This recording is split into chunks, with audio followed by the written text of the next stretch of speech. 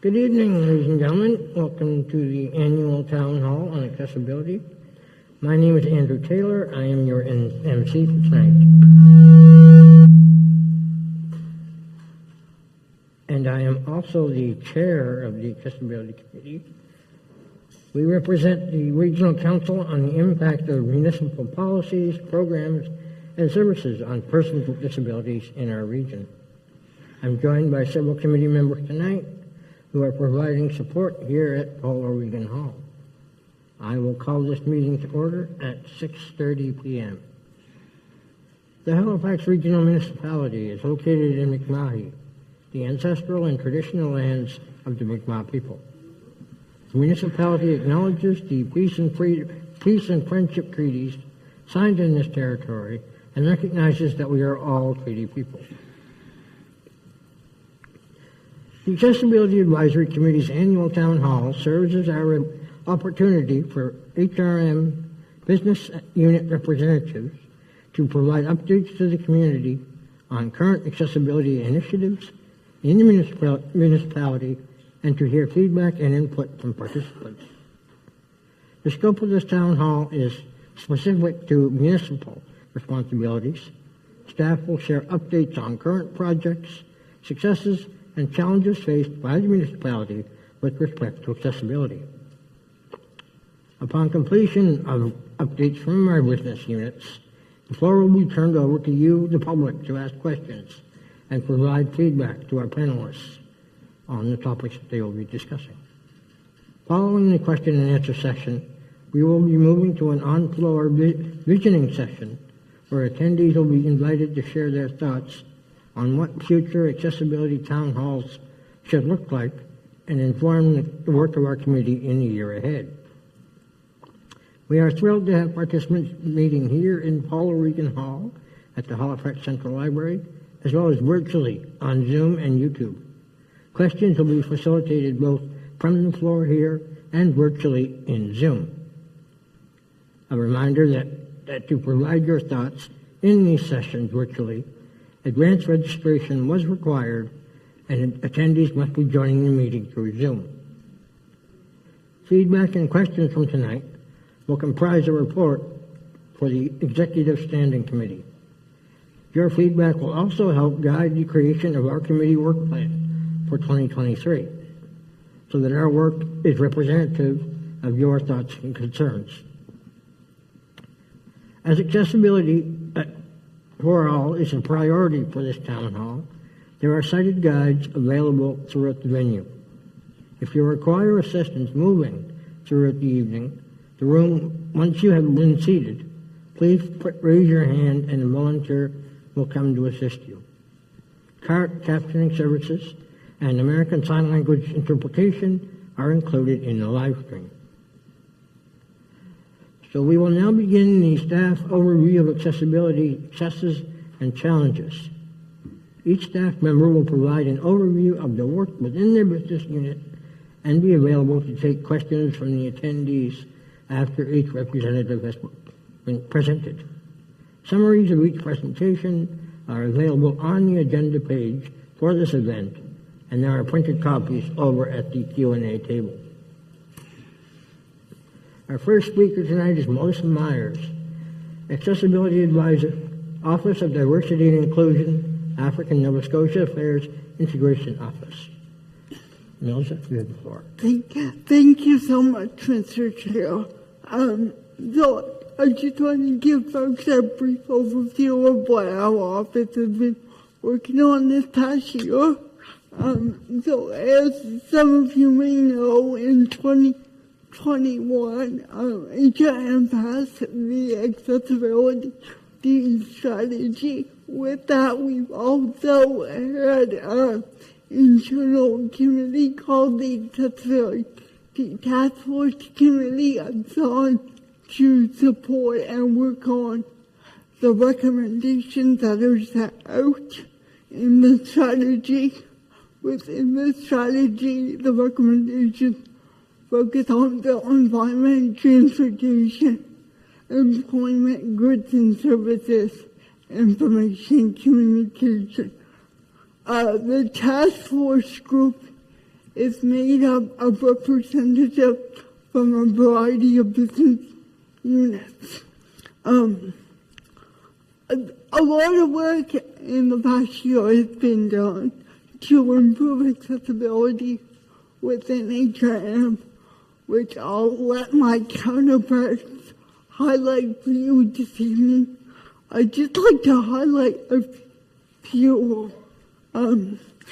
So recently, myself as the accessibility advisor, I've been attending a lot of management meetings just to bring more awareness to HRM staff on the importance of the accessibility strategy. Also, this year, which I'm really excited about, I work with the clerk's office recently in supporting them in creating a new template.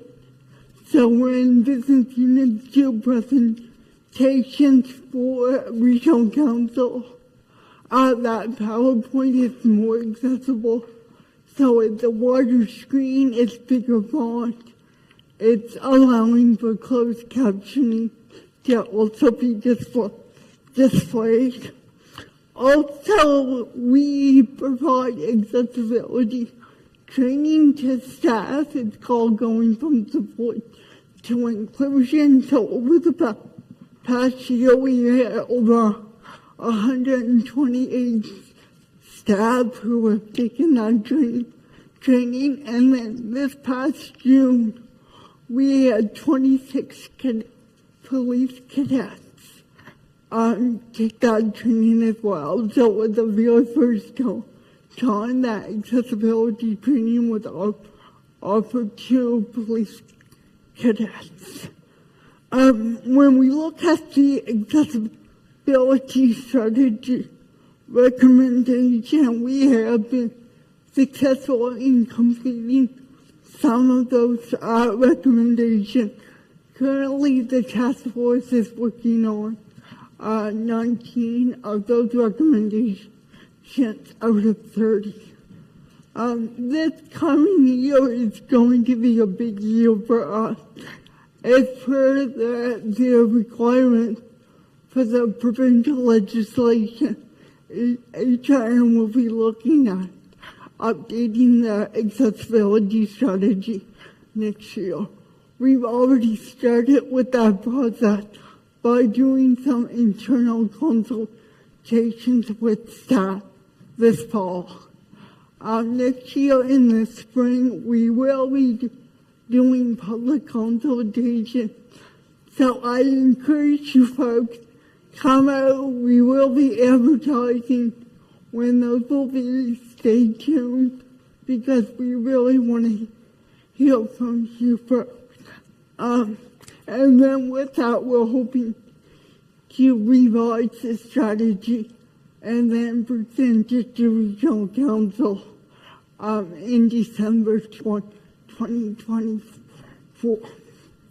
So under my leadership, and the municipality continues to identify ways to improve accessibility and inclusion, both internally as well as working with business units, but more importantly, working with you folks, the community. Thank you so much, and it's nice to see a great turnout tonight. Thank you, Melissa. Our next speaker is Darren Young, Manager of Major Projects, Facility Design and Construction, Property Fleet, and Environment. Darren? Thanks, Mr. Chair. It's quite the mouthful, isn't it? Facility design and construction, an overview of what we do. So the capital budget, for those that don't know, is annually approved by Regional Council. And once that approval has happened, our department takes on that responsibility to deliver building-related projects. And we work with our partner groups, and I'll probably miss a business unit or two, so I apologize. Community safety, parks and recreation, transit, libraries, Halifax Regional Fire, Halifax Regional Police, Public Works, and also the team at Diversity Inclusion. And from that, we work with the Accessible Advisory Committee on a monthly basis to look at projects and try to prioritize the budget that we have each year to do these projects. I'm just going to overview a few successes we've had this year. We opened a brand new Kiwanis Grahams Grove Park facility. It's a combination washroom facility, and Kiwanis Groups has a canteen in there, and very, very aggressive ice cream sales, I hear, so it's great.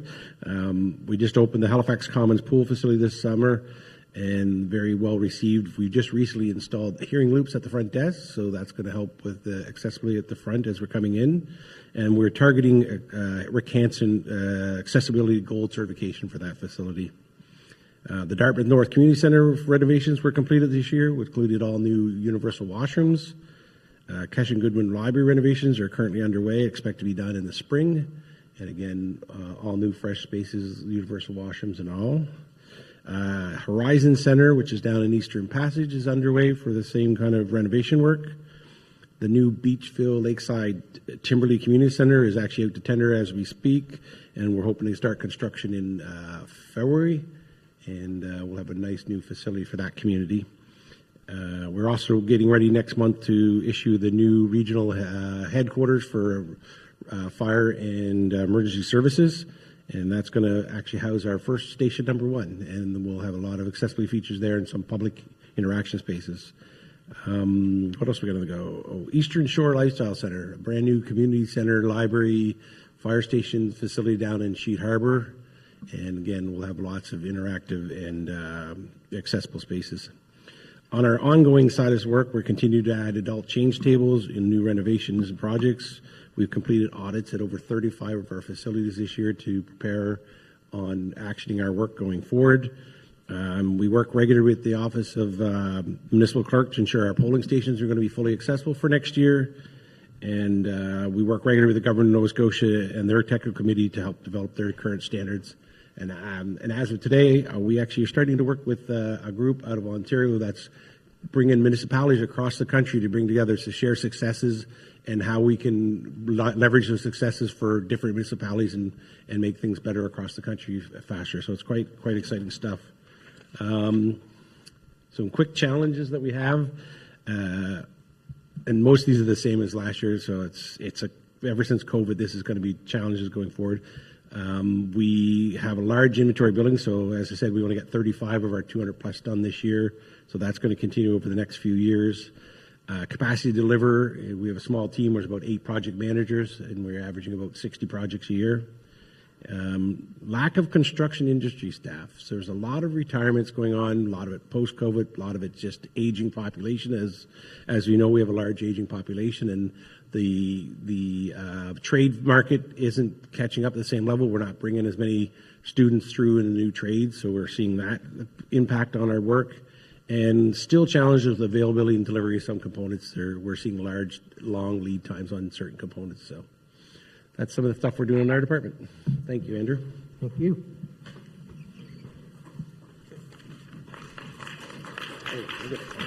All right. Thank you, Darren. Next, we have Erica Fleck, Director of Emergency Management of HRM's newest business unit, Community Safety. Erica? Thank you very much, Mr. Chair. Good evening, everybody. So before I start about our amazing new project or projects, I just want to give a little update. CAO Kathy O'Toole, when she started as she took over as the CAO in January of this year, one of the first major things that she did was create this new beautiful business unit called Community Safety that was stood up on the 1st of April. So within Community Safety is emergency management, my partner in crime next door, Max, with Homelessness, public safety, and that's both development, programming, and strategies, so all the social policy frameworks, and bylaw enforcement. So they all actually, we all overlap, and food security, which is one of the most important things. So we all work very closely together, and we always did, but this new business unit brings us very close together and, creates more synergies for the citizens of HRM. So I'm very proud to say that on the emergency management front, that we launched our voluntary vulnerable persons registry on November the 8th. So our full-time employee was onboarded in October, was approved by council in June. So for government, we've moved at the speed of lightning. With the input before we launched, we heard from Melissa. We worked obviously very closely with Melissa and our friends at D&I for some very valuable feedback as well as community input. So since then, we've had 72 residents registered as of 8 November. So that's fantastic, and every day it just grows a little bit. What scares me is the amount of people that are not registering, though. So I hope we'll have some great questions this evening. If our website is in the midst of being redone as well to make it a bit more user-friendly from the emergency management perspective. But for the Voluntary Vulnerable Persons Registry in particular, everything is on halifax.ca, or you can call 311 and they can help you navigate. They cannot do it for you due to privacy laws and the information that we are collecting. So I think that's one of the biggest things that I'd like to stay up front is that full privacy impact analysis was done for this program, is approved following all government legislative and policies and procedures. And there are only 3 people who have access to the data, and that's 3 people in emergency management. And it's just to have that depth in times of a crisis event. Should it need be, we need to make sure that we are responding very quickly. We do need to do some further outreach as we move down the road. So always looking for opportunities with any community group that you feel that would be benefit or would like more information on the program. We'd be happy to go out. Obviously, we're working with our friends in Transit for the Accessibus. They've offered to put out materials. They'll go to the libraries, who are always one of our biggest supporters, and every other community organization that we can get out to. And this work will not stop. It will be a continuous, from here until time ends for our outreach. So it will never end. And that's really it, other than one exciting thing is that I just ordered my first Braille materials. So it's the first time in HRM that we have Braille materials. So I think I'm more excited than anybody else. I think that's amazing. We started off small with business cards and some emergency preparedness brochures, working on our rock cards for the Voluntary Persons Registry. But that work will continue, and this is just the start. So I just wanted to say that. And we have lots of room to grow. We're going to tweak as we go through, as any new program. I'm sure we'll need some changes. Met with a very huge supporter of ours in another municipality, but she offered some great feedback on the forms. We were working on that today, just to change some of the language. And again, that feedback and, those little tweaks will continue. We're not married to anything. We don't know everything. And I'm sure we'll make a few mistakes along the way. And again, we'll just continue to grow to be able to support the community. And that's it for me. Thank you. Thank you, Erica. Our next speaker is Matt Shelburne, Housing and Homelessness Director. Thank you, Mr. Chair. So just thought maybe just to begin, touch a little bit on the homeless situation in HRM. Currently, there's over 1,000 people on the by name list, which includes a registry of people who have stated that they are homeless and need housing. And in September, Housing Navigators estimated that there were over 200 people sleeping rough in HRM.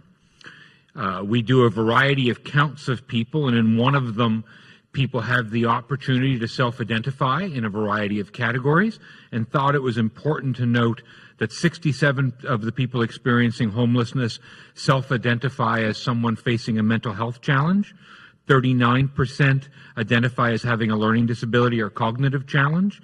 36 report having a disability, and 22% report having an after-birth brain injury. Just to sort of put some understanding on the number of people with disabilities, with accessibility challenges among the homeless population. And all of our estimates suggest that that number will double in about 6 to 8 months. So for every tent you see, for every person who's couch surfing, there will be 2 of them in months. So there are municipalities' role, as most people know, housing, homelessness are provincial responsibilities, but the people who are sleeping on our streets are our citizens, neighbors, family members, friends. And so the municipality has taken on a number of roles. One of them is the helping of people who do not have any other choice but to stay in an encampment. So we do a number of things. We focus a lot on what we call humanitarian aid, getting people supplies to get food, water, tents, sleeping bags, air mattresses, things like that. We do run into a lot of people with disabilities. And so we look to see what can we offer that would help. Sometimes that's a connection to a physio or to an osteo who might be willing to help out with something to help somebody get in and out of a wheelchair who's sleeping in a tent or other things like that. We do connections to other resources and folks like that. We try and help people access medical care, mental health supports, things like that. There are a lot of challenges for people with disabilities in terms of housing.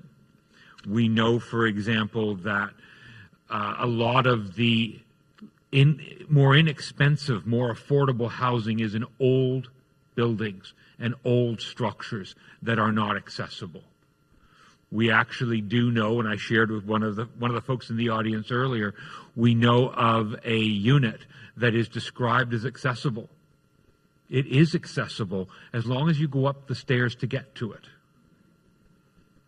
So lots and lots of challenges. We know that rents are extremely high, and for a unit that's got any level of support, they're even higher. And so while the average rent might be $1,800, if you look to an accessible unit, it's $2,400. And so very challenging considering income challenges. And there are other things that I could talk a lot about, but I'll touch on a couple of more. We know when we talk about accessibility and housing, we have a near myopic focus on wheelchairs, which is important, and I'm not suggesting it's not, but there are a host of other disabilities and challenges that through careful design, we could make a staggering difference. And yet we don't talk much about it. So the focus of the municipality going forward will continue to be how do we help people survive until we can help them find housing? How do we help prepare people so they're successful when they move into a housing option? How do we support the province? You've probably heard of a number of great things the province is moving forward. They recently opened a new emergency shelter. They are bringing 100 pallet shelters, which is temporary emergency type housing to the municipality. They're piloting a tiny homes community, and they're looking at a new shelter downtown Halifax that will focus on women and people in need. The municipality helps in all of those, whether it's snow clearing, getting those buildings ready for occupancy, garbage collection, and a variety of other things. We help with emergency weather events, and again, continue to look at options of how can we help more, what can we do, how do we make things better for people and easier to access. Thank you, Mr. Chair. Thank you, Max. Our next speaker is Dave Nantu, Supervisor, Bus Operations, Accessibus, Halifax Transit. Thank you, Mr. Chair. My name is David Nato, and I am the Supervisor of Bus Operations for Accessibus at Halifax Transit. First of all, I'd like to say, Max, you're a tough act to follow. I want to thank you for bringing that information to us. I first met Max a couple months ago when he was invited to Halifax Transit to speak to our supervisors. And there are things that you said tonight that I wasn't aware of. And I think it's important that that message get out to not just the people in this room, but to everybody who's a citizen of Halifax. There are those that are less fortunate enough, and we need to do something to help them. So thank you, Max. Once again, I want to thank you, Mr. Chair, for inviting Halifax Transit to this evening. At Halifax Transit, our mission is to provide a safe, reliable, and sustainable transit system for all. This requires consistent attention to accessibility and a passionate commitment to continuous improvement in this area.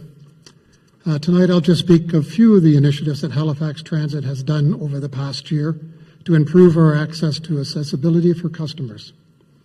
One of the things that came up last year was infrastructure. We talked about this last year, and it was a project that we are starting to make all of the bus stops in Halifax fully accessible. Halifax Transit has made a commitment that by 2030, all of our bus stops will meet CSA fully accessible standards. And we're very pleased to say that as of November, 71% of the Halifax stops are classified as fully accessible. And we'll continue over the years to continue with that improvement, and by 2030, hopefully to have it fully committed. One of the things that came up last year that we're very proud of to have taken over the last year is the Accessibility Travel Training Program. We have launched that in 2022, and we have partnered with the Prescott Group, New Leaf Enterprises, the Regional Residential Services Society, Club Inclusion, CNIB, and other community partners serving individuals with disabilities and accessibility requirements. This program is truly a community-led effort. The Accessibility Travel Program is currently available in a variety of options, including multi-day group sessions, single-day sessions, and one-on-one travel training. Each session is tailored to the organization or individual needs. Sessions include classroom instruction covering transit basics and trip planning, as well as practical opportunities to ride transit in a simulated or real-time environment. Participants are also visit transit terminals with Halifax staff. The purpose of that training program was we recognized that not everybody was aware of how to use Halifax Transit, what our services are, where we go, what the cost is, how do you get on a bus, if you have a disability, what types of things can we make available for you. So the travel program was put in place, and it's been highly successful with a number of groups. We've gone to schools, and we support that travel training program. Accessibus. Accessibus has made substantial progress in the past year with the installation of the mobile data terminals, or MDTs, on every vehicle as part of the Accessibus Continuous Improvement Plan. This new technology helped track where each Accessibus vehicle is in real time and provides us with valuable data that allows us to be more efficient and flexible with meeting our clients' travel needs. It provides our trip reservationists with a more realistic view of system performance and accommodates potential clients who need a same-day trip. In the coming months, Accessibus will launch an online booking system which will provide customers with another option to book their trips. This was something that we talked about last year at the Town Hall, and we were just introducing it in the month of October and November. And again, the purpose was to use the mobile data terminals to get statistical data so that we could improve the services that we're providing. As a tool, we've been able to reliably say that in the past 12 months, our on-time performance for picking up clients within their window is on average 94%, and for getting clients to their appointment on time is approximately 95%. Prior to that, we really weren't sure. You would come to a town hall such like this, and you'd hear the complaints from the clients, and I realistically could not give you an answer because I didn't have the data. We now have that data, and we're able to use that information to better service the clients, especially when they have a time or an appointment that they have to be to. We also talked last year at the Town Hall about the introduction of the Extra Care taxi service. This is an important goal of the municipality as it supported accessible communities and equitable transportation for all since the launch of Extra Care Taxi in 2022. The municipality's support of an accessible taxi service is based on feedback from residents, visitors, and service providers, as well as the municipal accessibility strategy. Extra Care Taxi was launched in July of 2022, and the company provides accessible taxi service in the region in partnership with the Halifax Regional Municipality. Passengers will pay the standard taxi rate for their trips, and the municipality provides ongoing funding to Extra Care Taxi to help support the high cost of offering an accessible taxi service. Extra Care Taxi has 10 accessible vehicles available for service and is available 24 hours a day, 7 days a week throughout the municipality. This was an initiative, I believe, that Council heard over and over again from the residents of Halifax, in that there was a lack of accessible taxis for those who could not use the conventional transit or Accessibus. And with Council support, that project's been launched and it's been extremely successful. In the past year, there was approximately 18,000 trips up to the end of October 2023. They fulfilled an average of 53 passengers per day, which is an increase of over 200% over 17 passengers in October of 2022.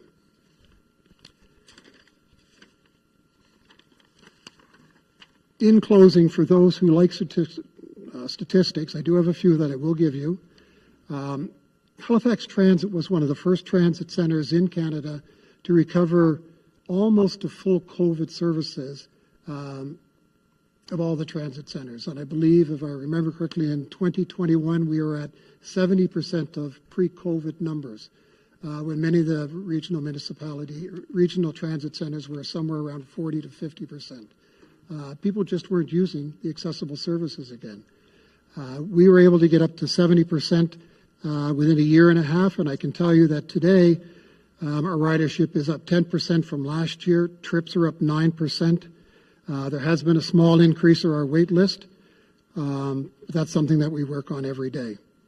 Requested trips are up 10%, and cancellations, unfortunately, are still running 22%. So when you have a situation where you're an accessible client and you find it difficult to get a trip, one of the things that everybody can help us with is your cancellations. Please try to get to them as quickly as possible, because the more time we have with cancellations, it's much easier for us to get somebody else on that trip. But unfortunately, when you're running at 22% cancellations every single day, that's about 120 people that we could get on the bus if you could let us know sooner. Once again, thank you for inviting Halifax Transit, and we'll be here to answer your questions later on.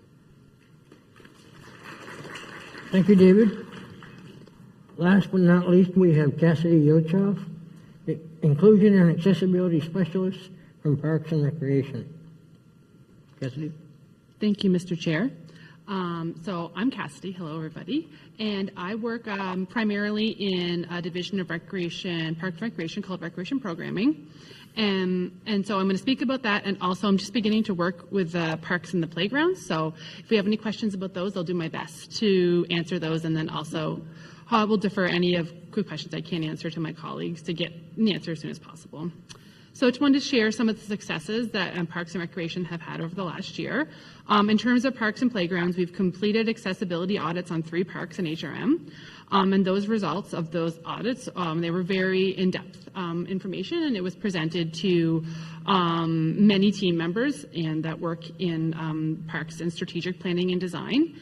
And the results of those audits are going to help guide future projects and then help kind of to increase awareness and knowledge about accessibility.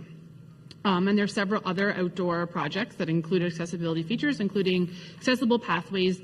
There's been some accessible bleachers added into some baseball stadiums, baseball fields, I should say, and then some playground components have had some accessible features as well. In terms of recreation programming, we have increased the number of summer inclusion staff we have for our recreation summer camps.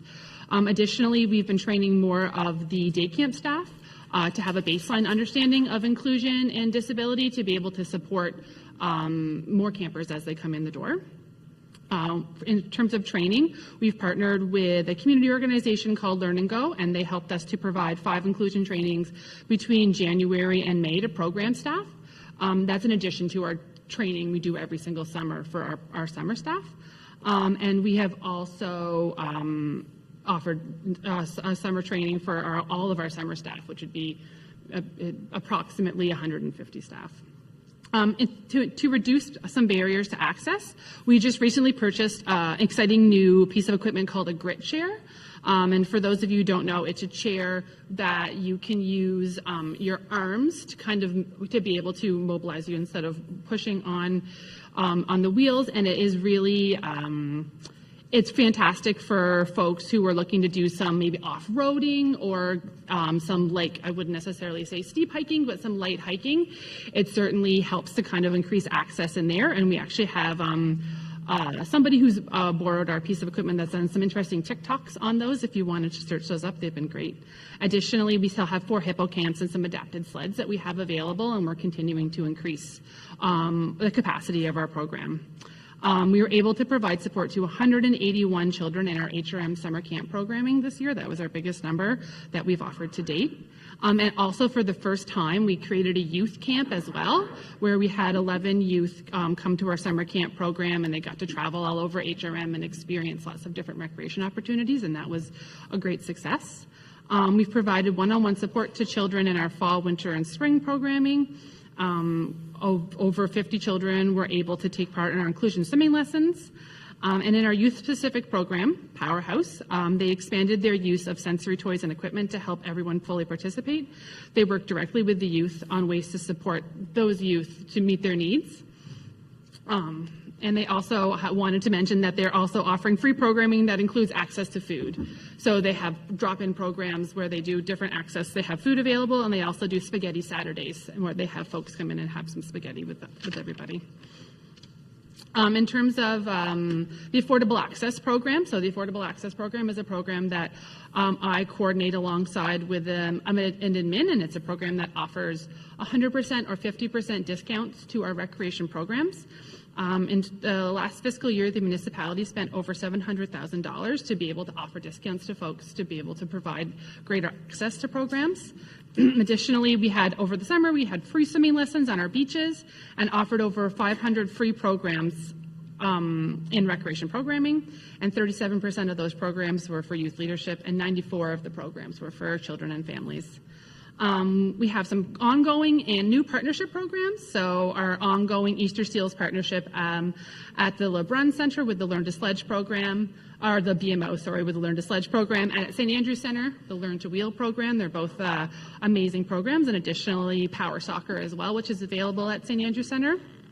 There is the Lake and Shore Curling Club partnership at the Sackville Sports Stadium that offers wheelchair and stick curling. Youth Powerhouse and the Youth Counselor have started to work with the Youth Project to coordinate monthly support and education for LGBTQ plus youth that attend drop-in programs. And additionally, we ran a recreation program in partnership with Prescott Group to examine and reduce barriers to participation in our recreation programs for adults with intellectual disabilities. And that was a great success, and so we're hoping to take the results of that program and have some further partnerships that we run, as well as using the results to help to reduce barriers to access. Some of the challenges that we've run into in terms of parks and playgrounds, they're still working on developing a strategy to audit all outdoor municipal parks and playgrounds to get a baseline of accessibility features. There is a huge amount of parks and outdoor assets and facilities in HRM, so it is going to be a large task. There's been one of the areas that we're going to continue to work on and grow on is sharing information with the public about the accessibility features in each park and playground, so that the public has an awareness of what's available before they even go and attend any of our outdoor facilities.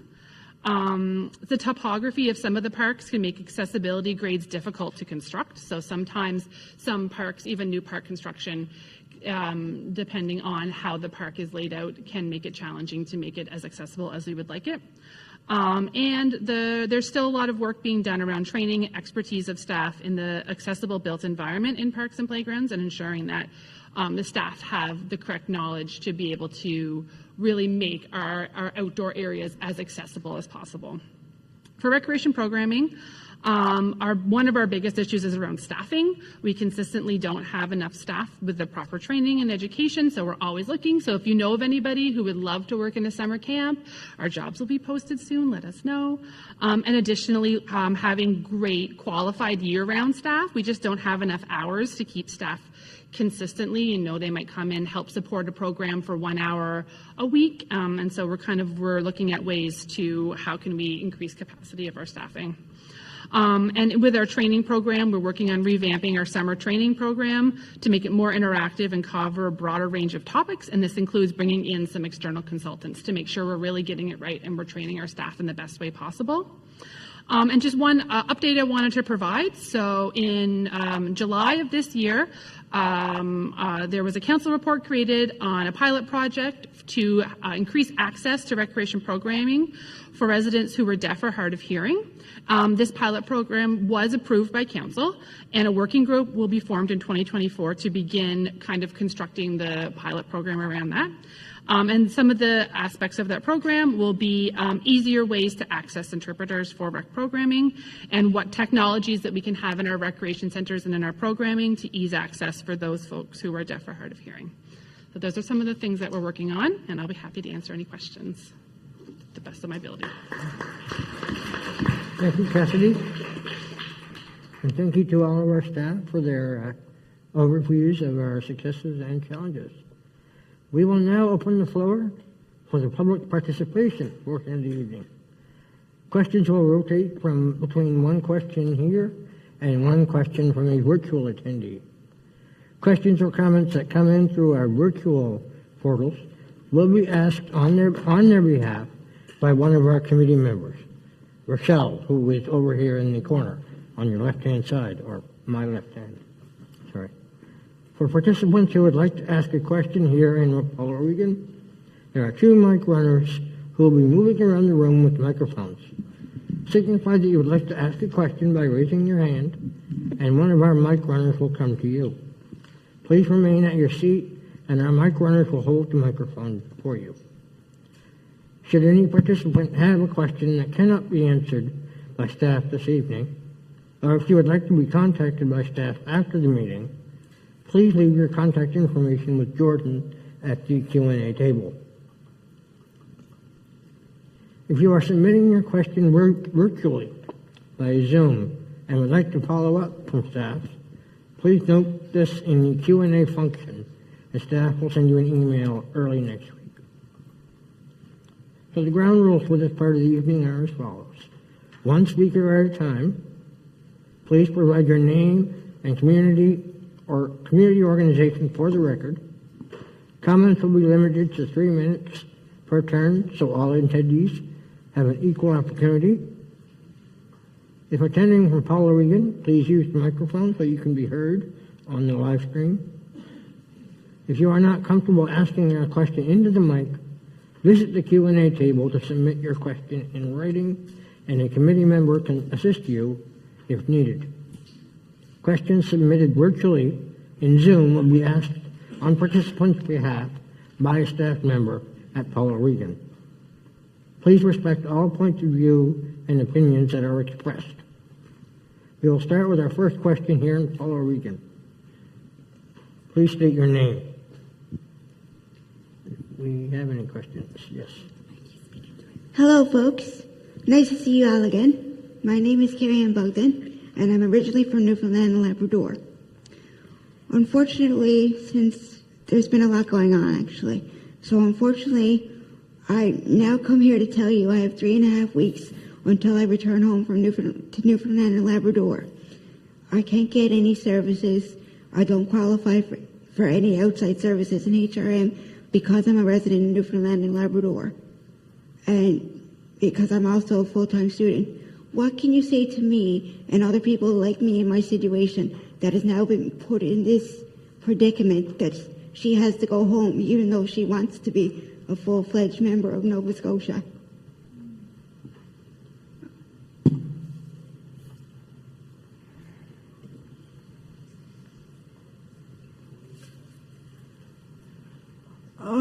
I'm really sorry to hear that. like, it's hard because unless we know what services you're looking for, some. Everything. I didn't qualify for any VON services, anything. Like, I've had to ask for help from friends to help me figure out different stuff around my campus dorm room, and it's just the way that I've been treated. It's just been deplorable and disgusting, and I'm just so tired, and all I want to do is go home. I just came here to have a better life, and now it's worse. Yeah. So again, I am really sorry to hear that. I think some of the challenges is that sometimes that doesn't fall within municipality. So when it comes to like education, when it comes to health and those type of services, that unfortunately sits with the province of Nova Scotia. That's outside of HRM or the municipality's jurisdiction. So we try to support more in terms of transportation, recreation. We look at built environment in terms of HRM. And we look at garbage collection, like that's what the municipality does, unfortunately. So a lot of what I'm hearing you talk about right now is more from a provincial standpoint than a municipal. So you might want to contact your local MLA, maybe within your area that you're currently living in. Actually, I looked into that with Mr. Gary Burrow from Chivicto County and Halifax Chivicto, and unfortunately, because I'm not a Nova Scotia resident, my MLA will not help me. So.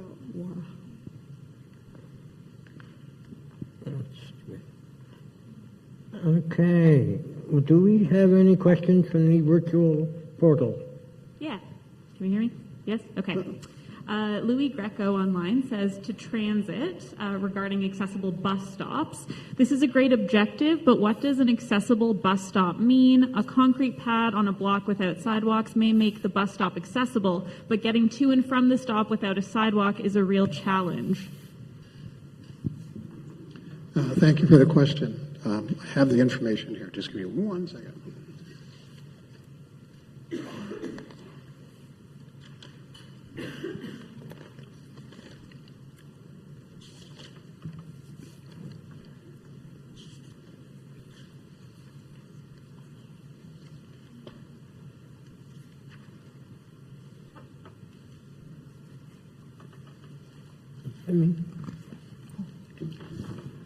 Okay, so the Halifax Transit plan for the accessible stops are, it's collaboration with the internal and provincial stakeholders to review the CSA national standards for accessible design for built environment with the aim of developing a new accessible bus stop standard in Halifax. So what all that means is that all of the bus stops will be consistent. They'll be conformed to Canadian Standards Association specifications, which would mean that the bus can come up to it, the ramp can be fully deployed, that a wheelchair, scooter, any type of mobility device has the space and the accessibility to get on and off the bus. If you look around the city now, you'll find that the bus stops are of all different designs, and probably that happened because of the nature of the street where the bus stop is. So the intent is to have all of them consistently designed, the same, and fully accessible, meeting Canadian standards for accessible pads. And that should be accomplished by, the goal is to finish that by 2030. Oh, there's a response in the question. I believe it's by the same person. Pretty sure that CSA doesn't speak to bus stops.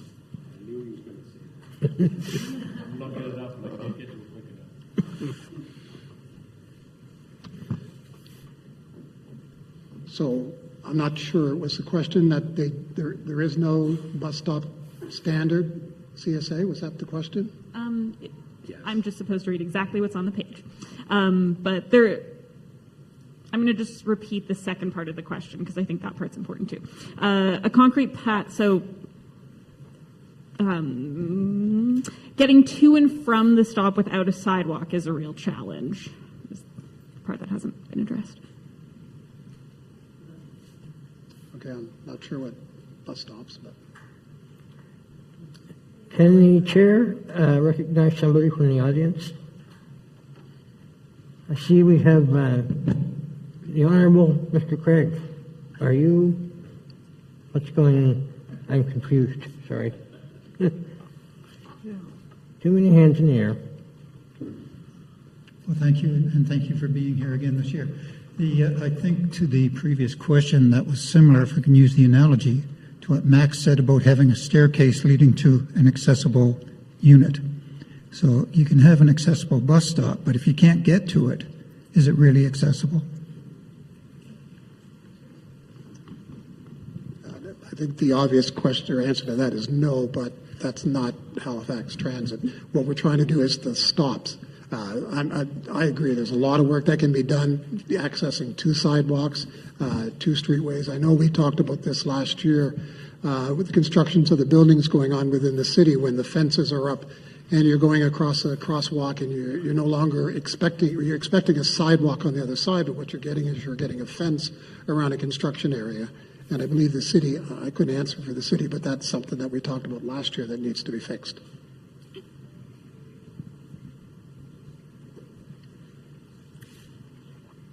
Okay. Yes, sir.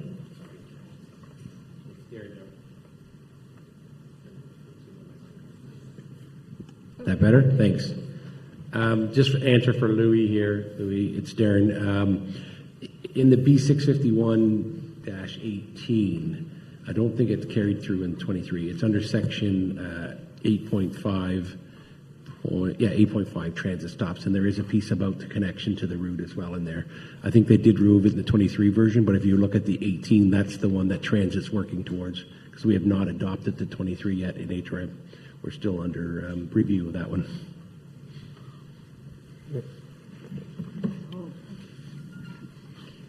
Okay, I believe we're going back to the virtual. We've had our input. I think that was a response to virtual, and I don't have another question yet, so I'll leave it to the You room. don't? All right, we'll go back to the house. Any questions here? Yes, Vicky. Okay, so hi, I'm Vicky. I used to work with y'all. So I'm very excited to hear about the online booking, as that is something you're correct that the accessibility users have been asking for, Dave, for at least a decade. So, like, good job.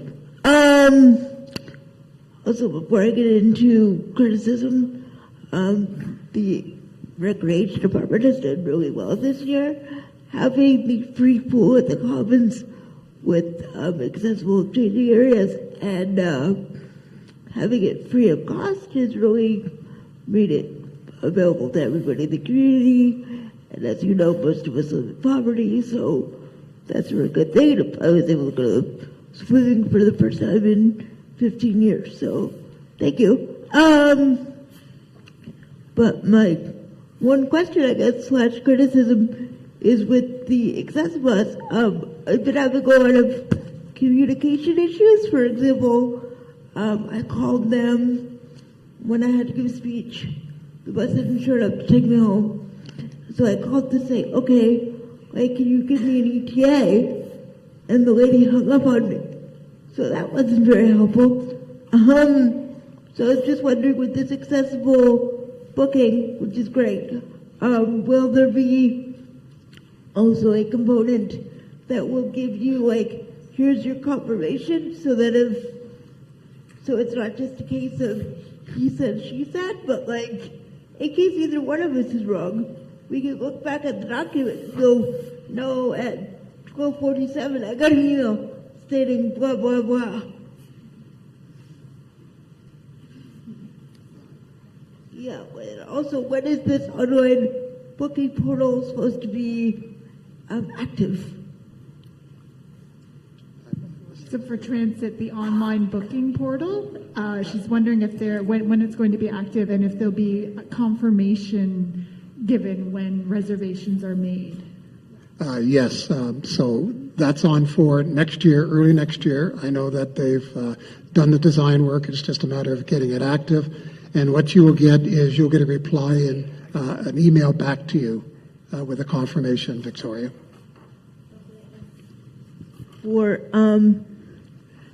One thing I noticed is there's nowhere to call. I tried to call to see if I was off the wait list last Saturday, and there's nobody in the office. So when the bus picked me up, I said, "Can you call in the office and see if I have a return?" And the driver said, "No, you're supposed to call the office." And I said, "Well, there's nobody there. What do I do?" And he goes, "Oh no." So I called cancellation. The thing timed out on me, so I didn't know if I got it or not. And I took a cab home, and then the bus showed up, which really wasted everyone's time. That, like you said, could have given someone else that trip or made it so I didn't have to spend money on a cab. So for times where that happens, what's going to occur?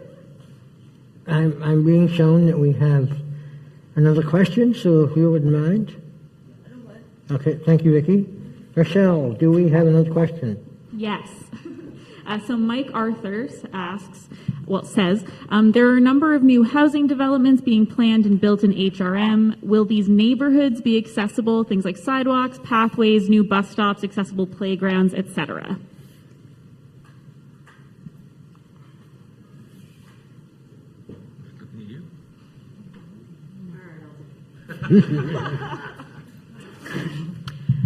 I don't work for planning and development, I'm just saying. But what I do know is HRM's strategy will be much more comprehensive as we go through, not just from a planning and development lens that will include all business units. So from a community safety standpoint, which is what Max and I are representing here this evening, there's a whole new lens and approach that HRM, all of the business units, again, are taking and looking at community development and making sure that it's safe, accessible, not just from an accessibility standpoint, but also from a safety standpoint as well. So the two of those do go hand in hand, not exclusive, but we realize that, we have a lot of past mistakes to sort of clean up on, but the planning for the future is the way to fix it from here on in.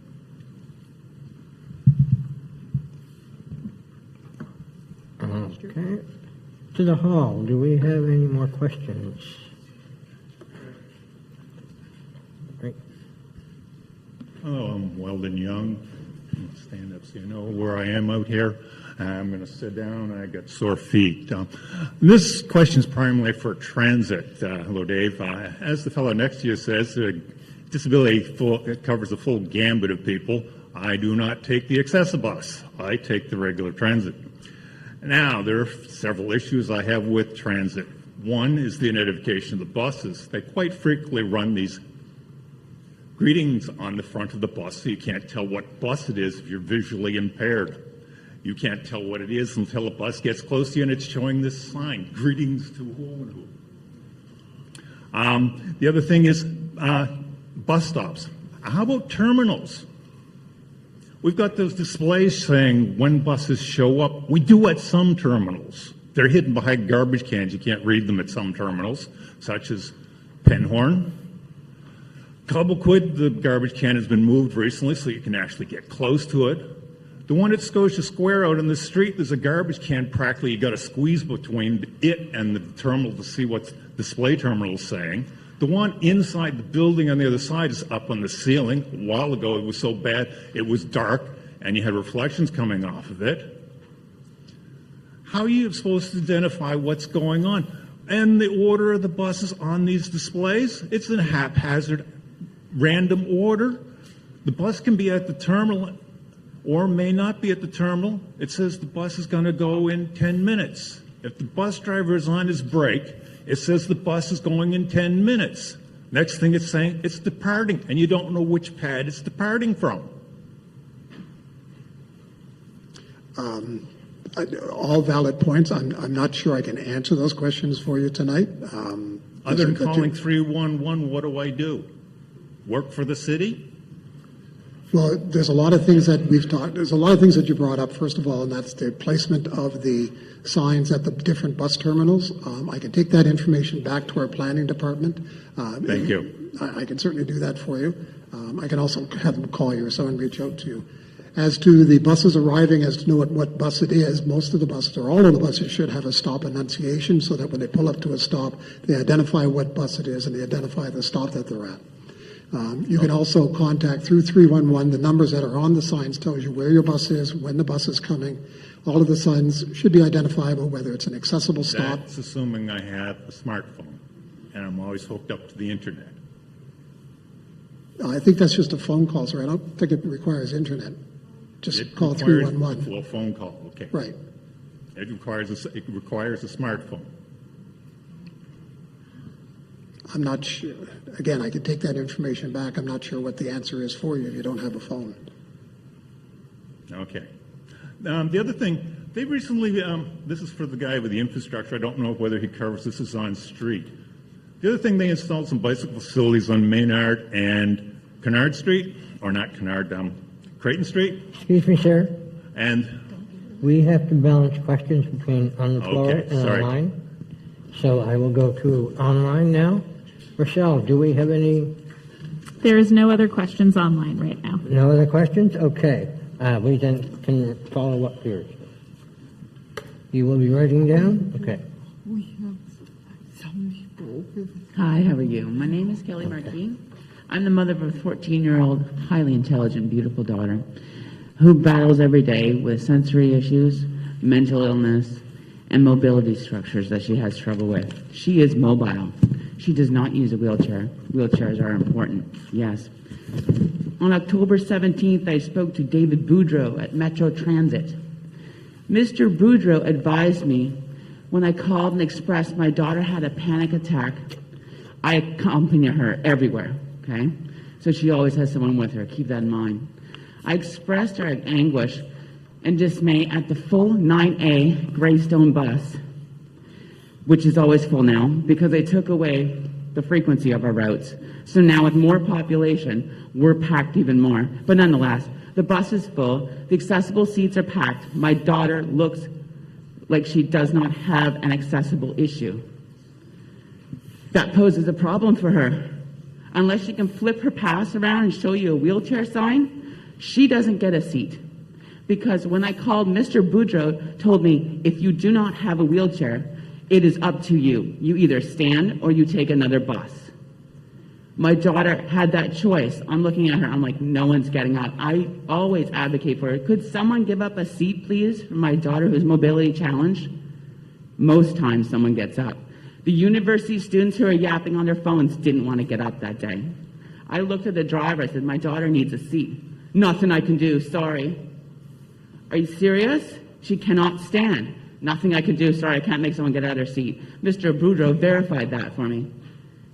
Would you care to address that, why a 14-year-old girl who cannot stand on a bus has to get another bus no matter what the weather? Because the bus driver won't advocate for her?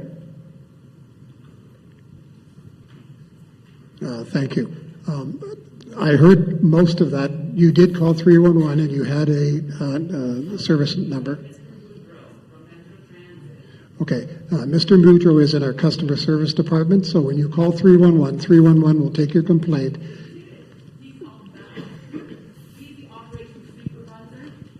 He said he's the operations supervisor.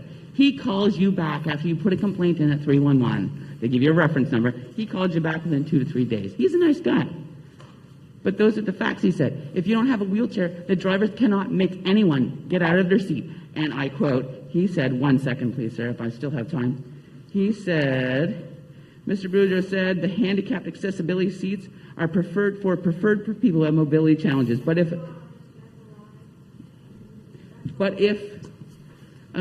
preferred for, where was it? mobility challenges, but if a young able-bodied person is sitting there, or anyone else, and I honestly said to him, I gave him examples of someone who's drunk sprawled across the seats, you know what I mean? They're allowed to sit there. He can't move them. They can't move them.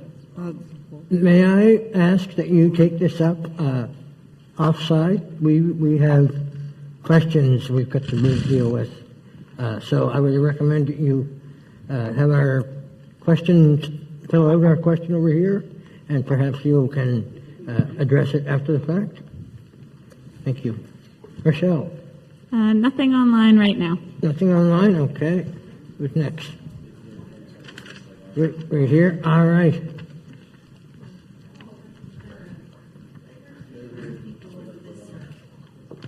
Oh, you're going. Councilor Purdy? Okay, I'll be back to you. Hi. Oh, can I hold it? Can I hold the microphone? Okay, sorry. Oh, okay. Hi, my name is Céline Vautour. I'm basically just a Haligonian. I've been in self-advocacy for the last couple of years and as a disabled person.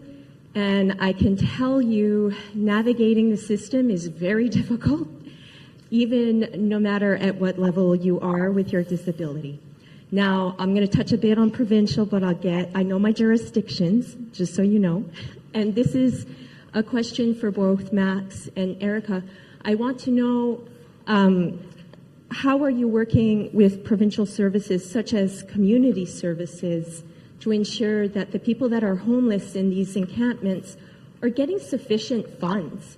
Because from a lot of what I've had to learn about income assistance, some of the allotment is quite significantly low. From what I understand, the base, if you're homeless, it's $380.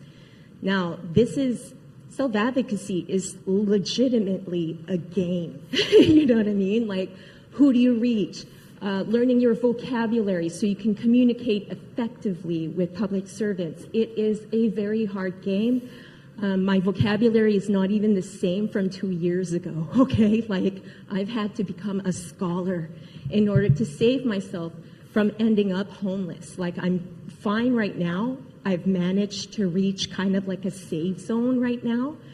But what I'm so concerned with is that we have an attitudinal barrier towards disabled people who need help before they do become homeless.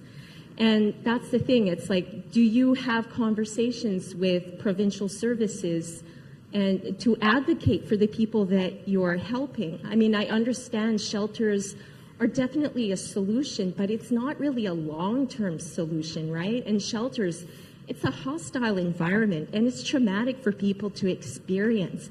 I really want to advocate that we find other ways and we build better conversations to prevent people from hitting the streets, because it's just way too inhumane. Like, I have to see a tent in the middle of the commons, and I see disability gear outside of the tent. Like, this breaks my heart, you know?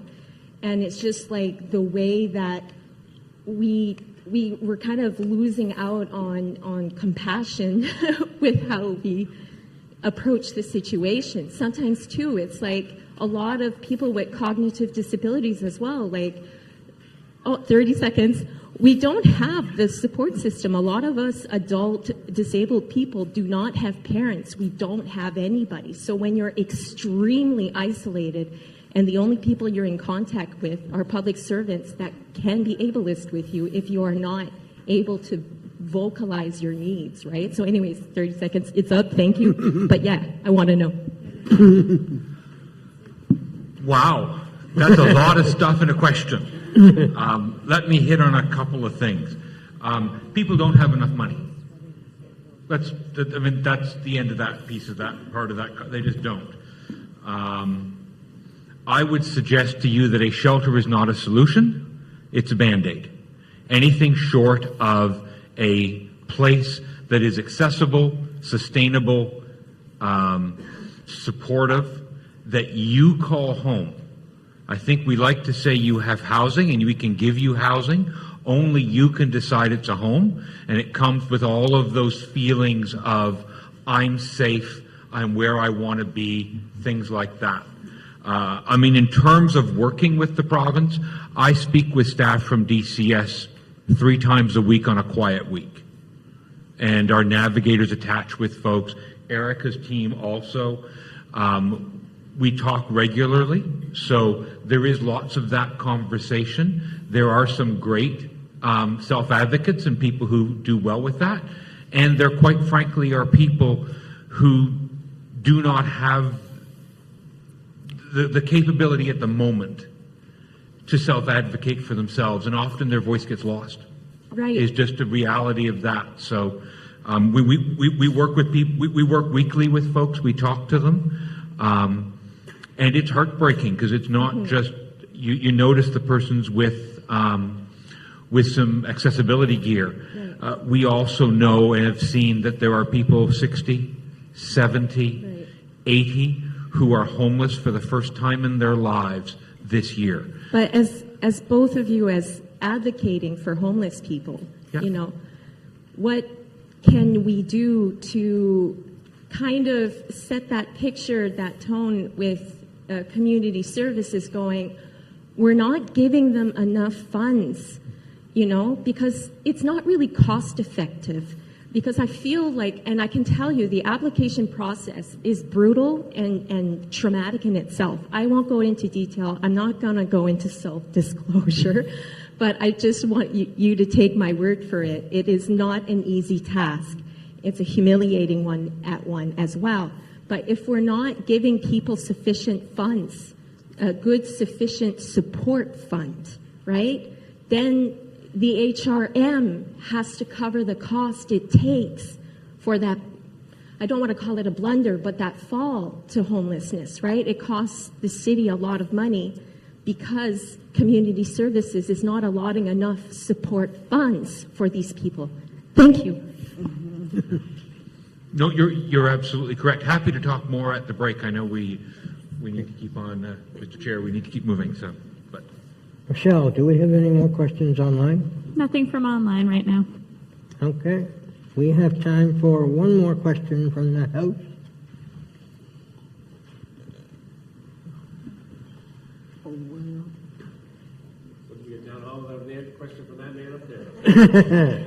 No comment.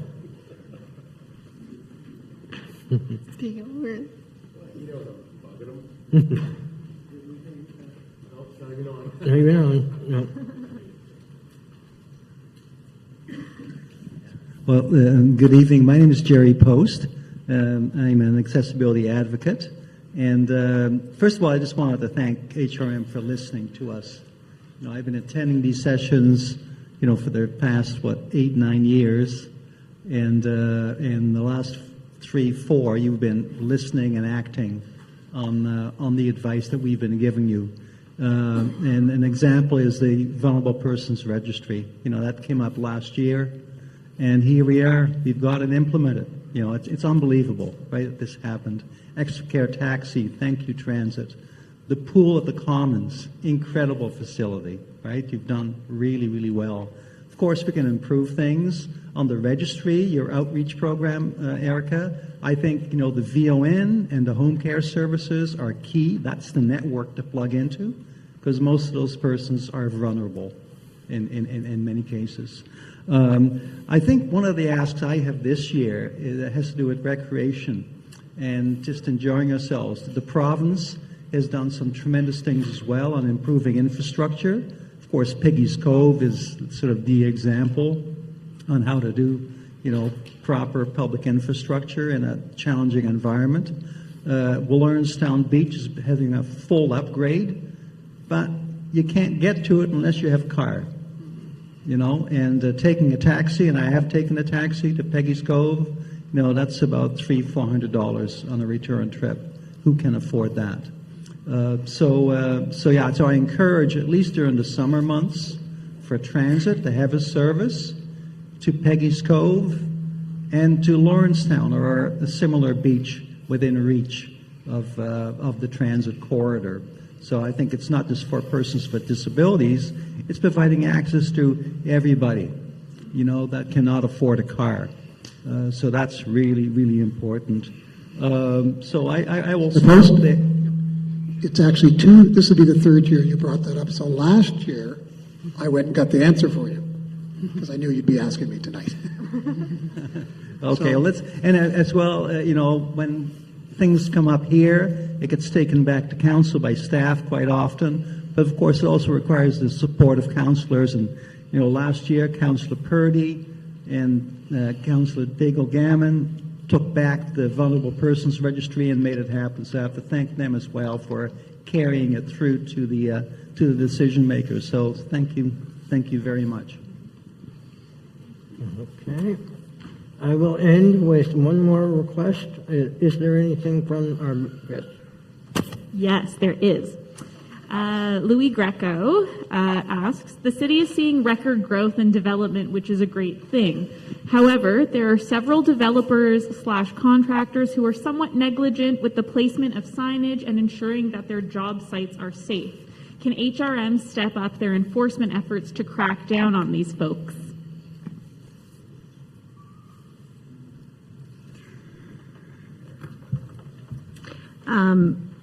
Thank you for the question. So I will bring that back to the table. I know our bylaw officers are out. I can't even, count the overtime that they do to try and get out there. But if there's any specific areas, I'd be happy to take that with follow-up by email or whatever, and we can certainly look at those areas, but we will definitely pass it on to our bylaw folks. Thank you. Thank you, Erica. And thank you all for your contributions to this tonight. We had very spirited question and answers. If you didn't get the chance to answer your question, please consider submitting it at the Q&A table. Questions not asked from our virtual Q&A have been recorded and will be sent to staff for follow-up with the email that you provided when you registered. I want to say thank you to our wonderful panelists. You can now join the audience for the rest of the evening.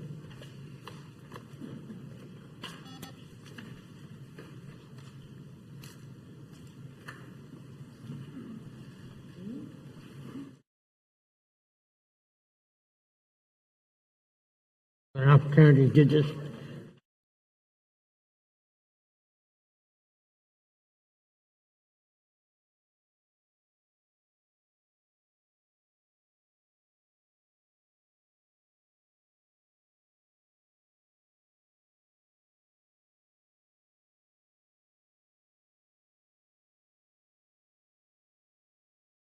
Halifax Regional Municipality, who will be making a brief presentation, and then we will break, and then we'll be directing people to the table if they have any additional questions they'd like to submit, as well as some of the remaining snacks and food that is left. So I will pass it over to Tracy, and I'll now also ask the panel members if they could take a second to step back while Tracy addresses the room.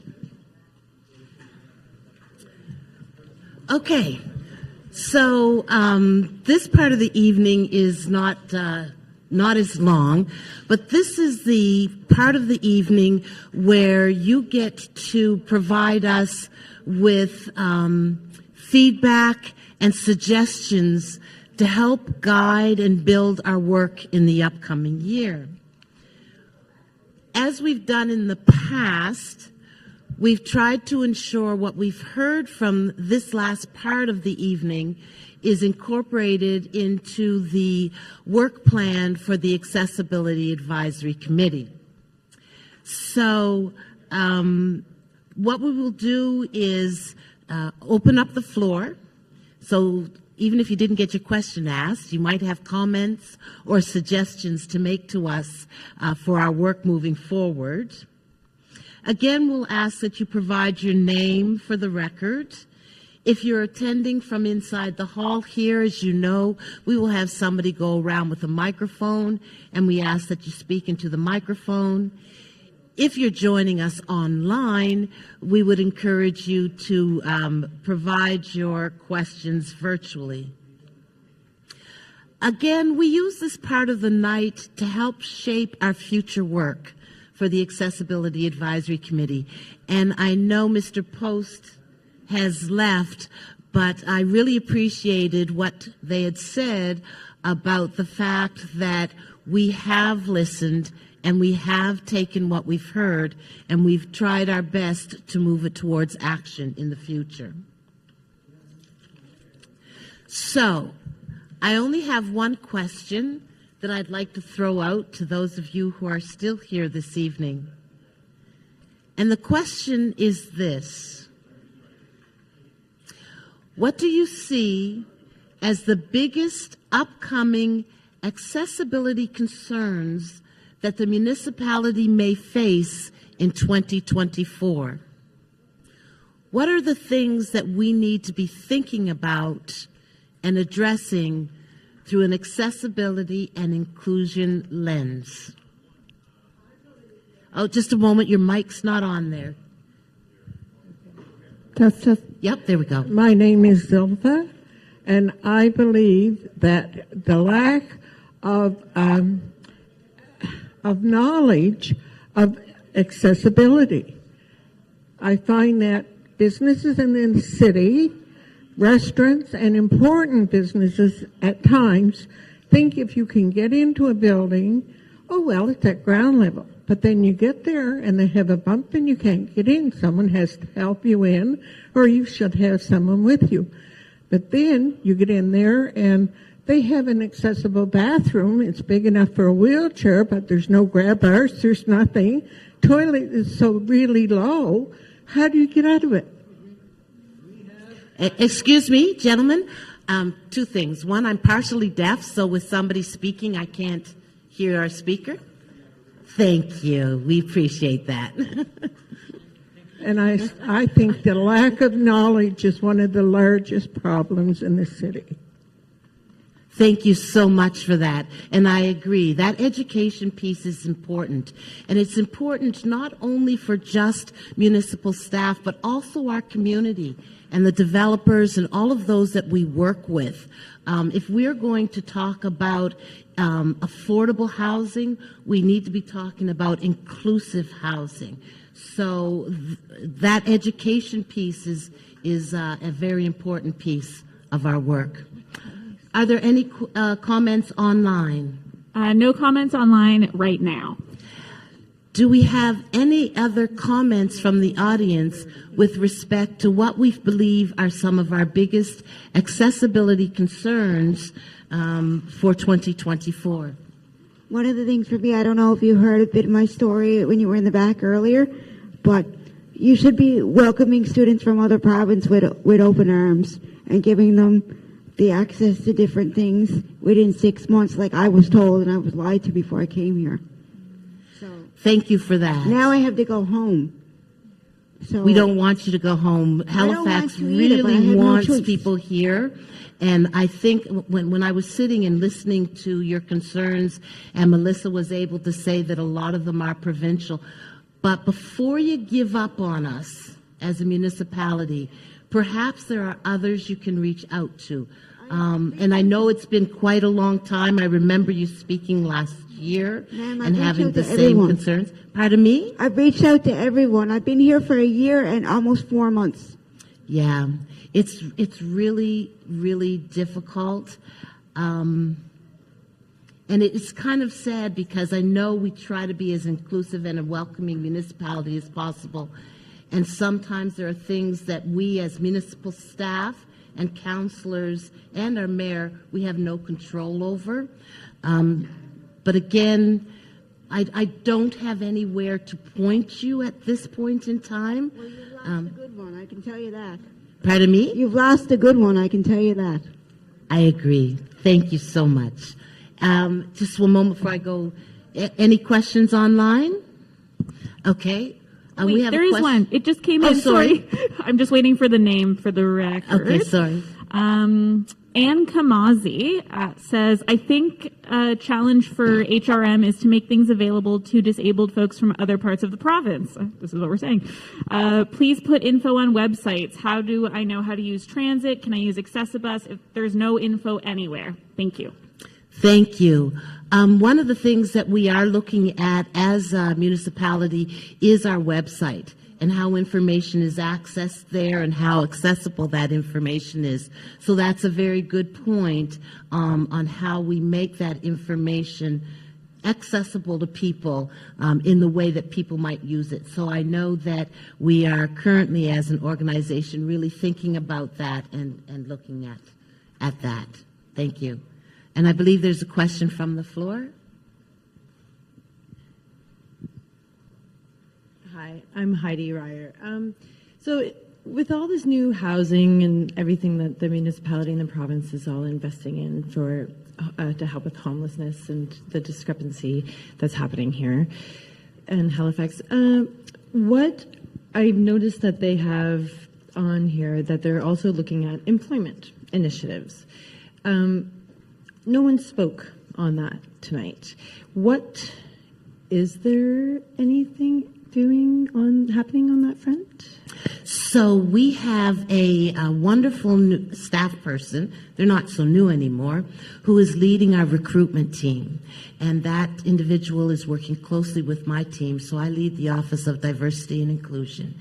So they are working closely with my team to look at how are we recruiting, who are we recruiting, how are we accommodating people that we're recruiting. But along with that is many people don't apply for positions, for example, in the municipality, thinking there might be barriers. I'm in a wheelchair, so I can't apply for that job. Or I might need accommodations for sensory reasons or whatever. So what our recruiter is really looking at is how are we getting information out to demonstrate we are a more welcoming and inclusive workplace, and to encouraging people from all over to apply for work. Okay. So it's an initiative that's in the beginning phases. We're still looking at how are we reaching people.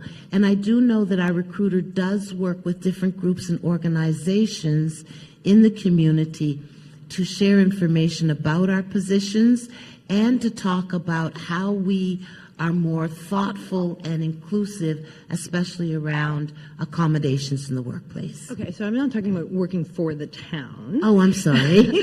I'm more talking about the people that you're looking at putting in, like taking them off the streets, out of homelessness, into these homes that you're building. Oh, okay. So how are we going to get them employed so they can stay in the homes that you're building them? How are we going to put them back to work? Right. How are we going to put these people with disabilities who somehow they landed on the street in the first place? How are we going to make it so they can afford to keep these homes, keep that warm, fuzzy feeling that they were talking about before, so they can feel safe in those homes, so they can keep those homes and maybe work their way up into viable employment so they can apply for those jobs that you're talking about right there, right? Because, I mean, somehow they landed themselves into the position that they're in. So we need to make sure that we can accommodate them to the point where they can actually keep a home. I mean, it's one thing to build it. Now let's make it so they can keep it, right? So Max's team works very closely with community and community organizations. And so I'm not sure if Max is, hi Max. But I do know that there's a lot of partnerships that happen that support, you're right. What happens when we move people off a street and into home and build that sense of security? So I believe, Max, you can speak to that because I know your team's engaged with many community partners. So I'm sitting at Erica's is my mic on? Okay. Oh, you can use mine. Yeah, projection has never been my problem, as people know. So I think there's a couple of things inside of what you're looking at. One of the pieces that we're trying to connect with community services and so on is how do we get employment supports to the people who are in ballot shelter, tiny homes, any of those kind of pieces. But then there's also other ideas, which is, for example, can we actually employ some of the residents of even an encampment in part of the process to maintain the site, the encampment, those pieces. So we're exploring that as well because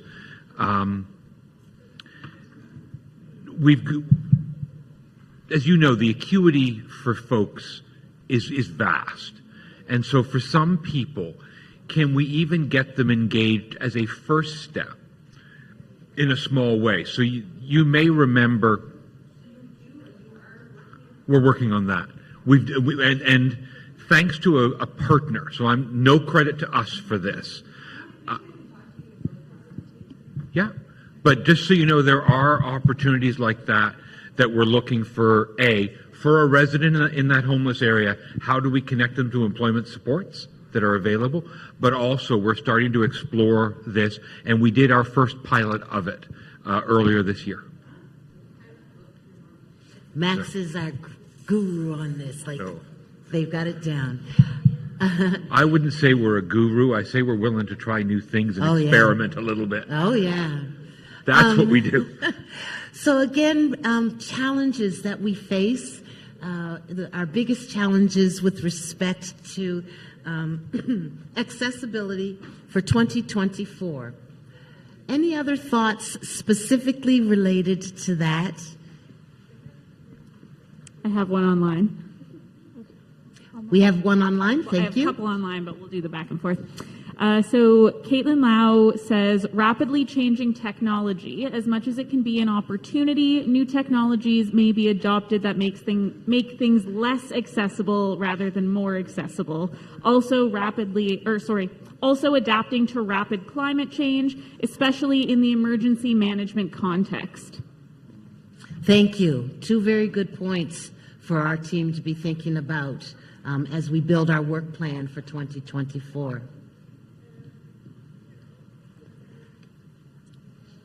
So I'm not going to keep people all night. Again, if it's a thought specific to building our work plan for this upcoming year, I'd be more than happy to entertain that. Councillor. Thank you, Tracy. Kathy Daigle-Gammon, Councillor for District 1, Waverley, Fall River, and Musquodoboit Valley. One of the things that I'm hoping that the work plan could look at is specific to accessibility and the Accessibus service that will only go 1,000 meters from a bus stop. So if we're talking about a fully inclusive HRM, it's only inclusive to 1,000 meters of a bus stop, and that's insufficient, I think, and especially in my district where we don't have as much transit, we don't have transit, but there is a park and ride. And so I've got residents that are very concerned about not being eligible for Accessibus, even though the park and ride is right up there by the highway, so they should be able to get it. So there is that, but there's also, especially people for a medical reason that are getting dialysis late at night, and so they're at that very last drop-off, which is like around 11:15 at night out at Perrin Drive in Fall River, and they're trying to figure out how to get home. And they are maybe, it's 1,000 meters, but they're like 1,100 meters, and for the sake of 100 meters, they're denied the service of door-to-door service. So that's one thing that I would like us to think about from a committee perspective. How do we make sure that Accessibus is actually fully inclusive? And then I think the second thing that I've heard from my residents around accessibility is affordability. Even though we've done really well with the extra care taxi and all those kinds of things, it's still too expensive. So we have to figure out what are those other funding methods that might be available to people. Thank you. Thank you, Councillor. Thank you so much. Mr. Chair, I believe that we may have reached. There's more online as well. Oh, there's one online and there's one more in the audience. So online, Rochelle, please. So Sarah Moore says, accessibility priorities for 2024. I could speak to so many, but something that I believe is actionable is safe and accessible streets and transit and connectivity. Transit and safer streets are critical to improve access to housing, services, community spaces, and resources. There are combined benefits here to accessibility, climate, and public health and well-being when we prioritize transit, street safety, and connectivity. Just one suggestion for 2024. Thank you. Thank you very much for that. And I believe we have another one in the audience, and this will be our last suggestion. Sorry, just a quick one. I don't even know if I can address it right now or not, but I didn't get a chance earlier, but there is no full back accessible swing at the Halifax Commons. I'm just curious, why is there no full back for back support for a child who can't sit in a swing properly? Like, you know what I mean? I'm sure with a full back, right? There's none there.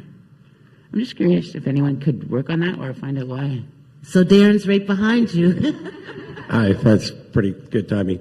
We're actually in the middle of redesigning the Halifax Commons, so we're in the middle of design work now, and we're hoping to start installation this spring for a whole new playground area, interactive area, accessible features, active transportation stuff. So we have a whole model working on it. It's the second phase of the pool project. So, yeah.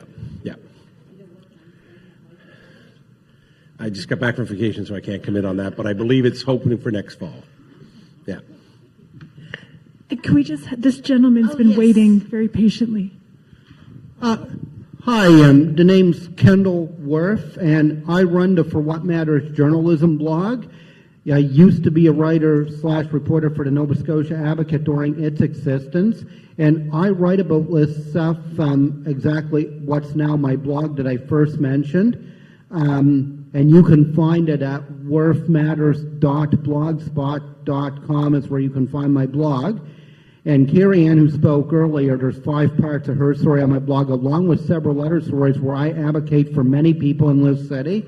And my advocacy includes addressing stuff around accessibility, affordability, and just, basically living in a safe city. And I also talk about social isolation and solutions to poverty, social isolation, mental health. I talk about a combination of that stuff on my blog. So again, that's worthmatters.blogspot.com is where you'll find my blog. Thank you for that. Mr. Chair, if I may turn the meeting back over to you for adjournment.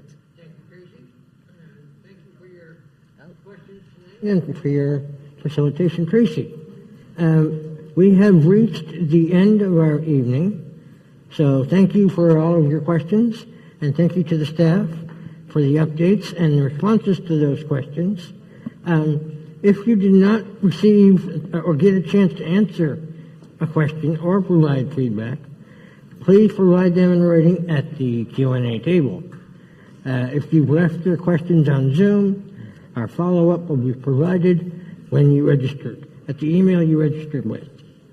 Before we end tonight's meeting, I want to take a minute to recognize some of our special guests.